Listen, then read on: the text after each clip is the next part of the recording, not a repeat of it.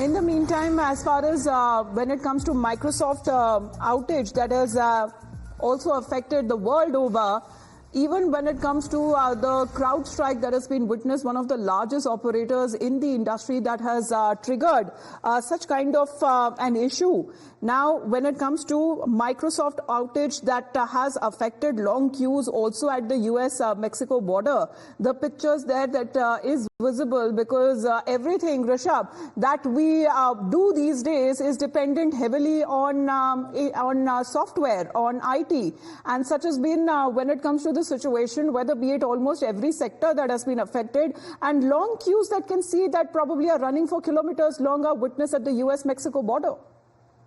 Well, definitely. This is something very close, if not the same, of Y2K that was rumored in 1999.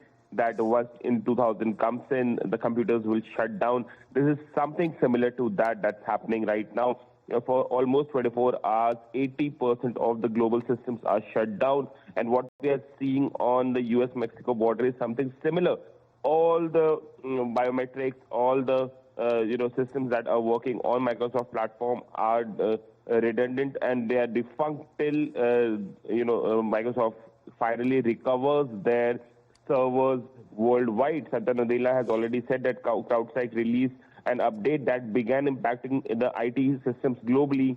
They are aware of the issue and are working closely with CrowdStrike and across industry to provide customer technical guidance.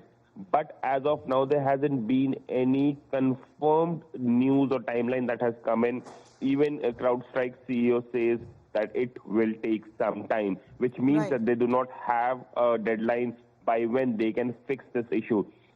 Airlines, media houses, hospitals, hotels, international borders, for that matter, the 911 service in US, the US Coast Guard systems, all have been affected heavily because of this IT outage of Microsoft.